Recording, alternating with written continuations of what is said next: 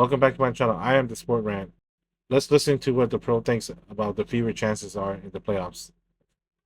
Howard, quick take, let's get it. Stephen A, starting with you. The WNBA playoffs are set. What W storyline are you most looking forward to? Well, first things first, Caitlin Clark, what she gonna do in the postseason? Yes. We know she Rookie of the Year. We know that she's the female Steph Curry. We know she got a handle, she can assist, she can pass, she's special. What she gonna do in these playoffs is something everybody should be watching. That's number one.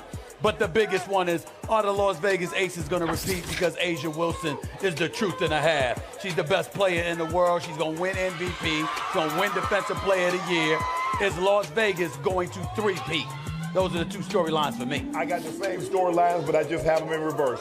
Can A'ja Wilson, can they three-peat? Can they be the first team to three-peat since the Houston Comets won 4 consecutive? They have the best player, hands down, A'ja Wilson, the highest scoring average, 27, 12, 3, 2. There's nothing this young lady cannot do on the basketball court in Caitlin Clark. Yeah. She got a team that was downtrodden into the playoffs. They're the number 6 seed. I think this is a very favorable matchup for the Connecticut Suns. Would I be surprised if they sprung the upset? Absolutely not. Because that backcourt with her and Kelsey Mitchell, and they got Aaliyah Boston, the #1 overall draft pick from just 2 years ago, this is the matchup. This is going to be the most intriguing matchup of the first round. The Connecticut Suns and the Indiana Fever. Absolutely. Yeah, I mean, I tried to tell you about Caitlin Clark, Shannon. Listen up. We have a big playoffs tip-off Sunday, and we'll have all...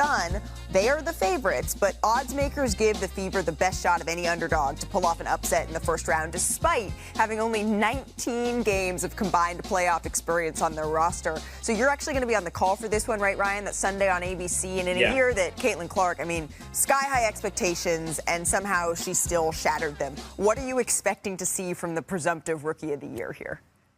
I think we'll see her rise to the moment like she usually does. You know, I think one of the things that helps her is she has seen every kind of defense you could possibly see throughout the course of this season. A lot of times you go into a playoff series and you say, hey, this team's going to be able to be more lasered in. They're going to be matchup oriented. They're going to have time to prepare. And that's going to provide problems. And it's definitely going to provide challenges for Caitlin and for Indiana, because it is different than when you're in the sloth of the regular season and a team's playing 4 games in 6 days, whatever it might be. However, she so benefits, and her team benefits, from the fact that they got that defensive attention all season long. She knows how to handle it. And I think you're going to see something much different than what we saw when Caitlin started her career in Connecticut at the beginning of this regular season. Now, having said that, even though I think it's easy to say at this point she's already the best guard in the league, she and Indiana are going up against a Connecticut team that has unbelievable playoff experience and playoff success. And it's hard to not see some of those tight moments. And think about the way Indiana snipes at the refs, looks a little flustered, can look a little inexperienced, and not think that in tight games that could be an area that Connecticut could take advantage of. They play every team tough in the playoffs. It doesn't matter who, whether it's Vegas, the Liberty, Connecticut always plays you tough. I think you have to give them a little edge in the series because of that and the experience, but I think Caitlin plays well, and so does Indiana. Well, and our very own Shanae Gumake has said on the show, when you're looking for maybe some dark horses to keep an eye on in this postseason, Connecticut is one, and the Minnesota Lynx are another. And it's fitting, Ryan, that this one could be last up, right, in what could potentially be the final playoff series for Diana Taurasi. Type of team that can win and advance, going one game at a time. They're obviously a really good team, and I think I remember sitting up here, you know, after game 1 or game 3, we played them, and I'm like, they're going to be just fine, right? Like, they just have to grow. They're young, and then they've got to figure it out, and they've got to learn to play together, and they have.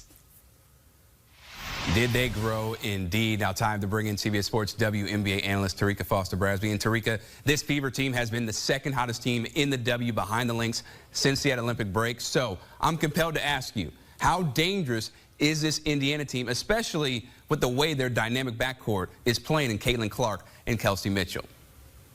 Yeah, they're a very dangerous team coming into this postseason. You know, they always tell you that the team that you want to watch out for are the teams that get hot at the right time. And this Indiana Fever team has most certainly gotten hot at the right time. They figured out how to gel with each other, the chemistry that they've built, the backcourt between Caitlin Clark and Kelsey Mitchell, who Mitchell is really coming in to this season, to this postseason, playing some of the best basketball of her career.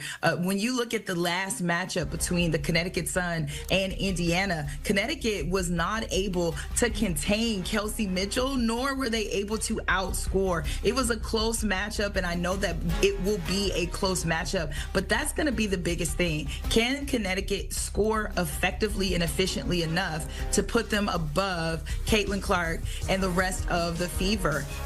They've had success doing so 3 times this year, but keep in mind, those 3 times that they met were before the Olympic break. And so both of these teams look very different from then up until now. I think that this is probably going to be the most interesting matchup in the postseason, if you ask me, just because this Indiana team is young, it's inexperienced, and it's on the road, but they're playing really well right now, and their fans travel incredibly well. So I don't know how much of a home game it's going to feel like for Connecticut when all those Indiana fans tune in to Mohegan Sun, but it certainly should be a compelling ride to watch. Yeah, it's going to be an entertaining series, to say the least. Now, when you look at Sunday's matchup, do you expect the Fever struggles to continue, right, with those 3 losses earlier in the year?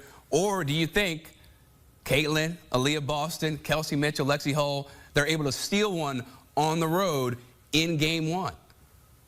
Yeah, that's a very good question, Chris, and that's because this team has figured out exactly how to defend better. That was one of the issues that this Indiana team kind of struggled with early on, but one thing Chrissy Sides did later in this half was she started to utilize Lexi Hull a bit more, right? And using her as your best perimeter defender really helped this team to kind of hone off on some of the teams that score well from outside. The thing is, this Connecticut Sun team, it prides itself on defense, and so it's going to focus on Caitlin Clark.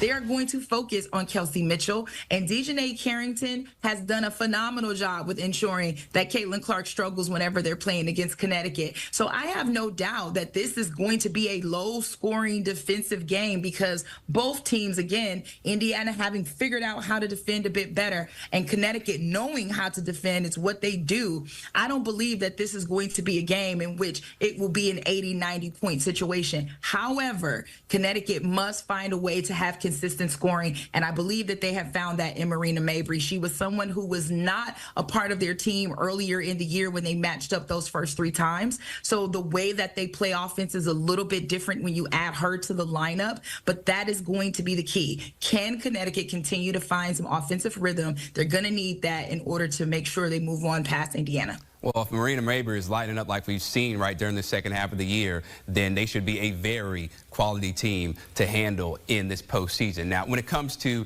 the odds, right, to win this WNBA title,